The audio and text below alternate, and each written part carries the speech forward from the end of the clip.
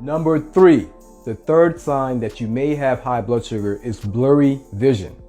So once again, let's picture that glass. If you have a glass of water, if you look through the glass in the light, you can see through it pretty clear. However, if you add a little bit of sugar to that water and you mix it up, things become a little cloudy. Well, that's similar to what's going on with blurry vision. When blood sugar goes very high, once again, we understand this increases the pressure, this increases the tonicity. This is also going to start to damage smaller blood vessels. And one of the most common blood vessels that are going to be damaged are the ones that are supplying the eye with blood. Once this starts to happen, you're going to start to have fluid that's going to leak out into the lens of your eyes. And this is going to be essentially just like having sugar added to water, and things are going to be blurry. Now, if you have this problem, you need to understand this is something that you need to stop in its tracks immediately. The reason why is because this eventually leads to damage of the retina, causing retinopathy, leading to blindness. Fortunately, this is one of the symptoms that I've seen easily turn around by getting that blood sugar down. So if you notice your vision becoming a little blurry, please get checked out, because this may be a sign of high blood sugar. And if that blurry vision continues over time, this can lead to blindness, meaning you never see again. Number 4. So the fourth sign that you may have high blood sugar is increased yeast infections. What we have to understand is that having high blood sugar and also high amounts of glucose in your urine serves as the perfect environment for something like yeast. In fact, that's like a buffet for yeast. And when yeast is in that type of an environment, this creates an overgrowth. That overgrowth of yeast will now lead to a yeast infection. And so if a patient of mine is noticing that they're having yeast infections multiple times, even after being treated, that is a clear sign that they may have high blood sugar. Now, this is not limited to women only.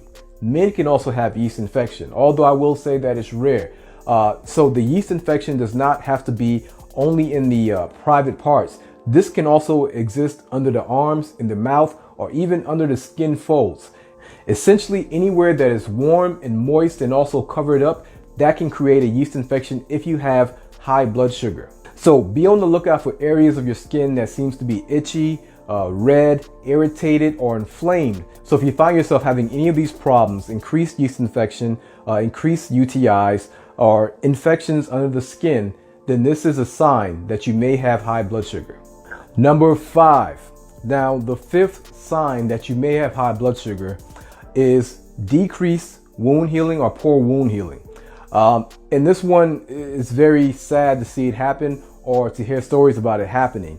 Essentially, it starts off with a nick. Somebody stubbed a toe, a small cut on the feet somewhere, and then that small cut turns into an ulcer, and that ulcer turns into an infection. That infection turns into gangrene. The gangrene pretty much rots the toe, and the toe needs to be cut off, or the foot needs to be cut off.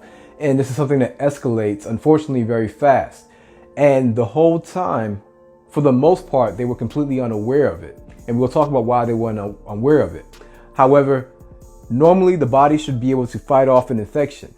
But if you're diabetic or if you have high blood sugar, we have to understand that 1, you're going to have a decrease in the immune system. 2, you're also going to have a decrease in circulation of blood. And 3, you're also going to have increased inflammation.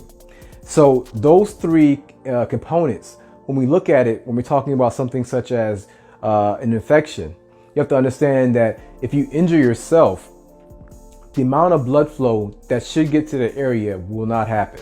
And so in the case where someone injures their toe and they have high blood sugar or they're diabetic, their healing process is going to be completely different. 1, because of the high glucose and high insulin, their vessels are going to be narrow. They're going to be narrow in the body just in general because of the inflammation. However, when it comes to the smaller vessels, they're going to be very narrow. And this is going to cause a decrease in blood flow. And so they're going to have suboptimal blood flow to the smaller parts of their body, such as their toes and their fingers. In addition to that, they now have to try to push around blood that has high viscosity. So we talked about the thickness of blood. When you have high blood sugar, your blood is harder to push around the body, and so the body has to work harder, and this makes it less optimal for the blood in the cells.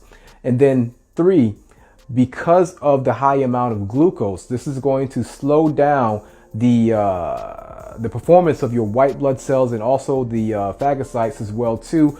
These are components that are supposed to eat away the debris and also clean up the infections itself. And so when we have an environment like this going on and then we injure ourselves, it's going to be very hard to actually mount a healing process because there's so many aspects of your immune system that are going to be compromised. And so once again, this is going to lead to a cut becoming an ulcer or a wound, this wound becoming infected, this infection, if untreated, becomes gangrene, and then it just gets worse from there. So this is a huge problem because it's one of the most common things that lead to amputations. In fact, being diabetic is one of the #1 causes for amputations in this country. So please check your feet often. Make sure to look under your feet, in between your toes. But whatever you do, please take this serious. Number 6. The next. Yo, what's going on? This is Edward, and you have just watched a clip from my YouTube channel. If you want to see the full video, be sure to click the link in the description to watch the full video on my YouTube channel. Peace.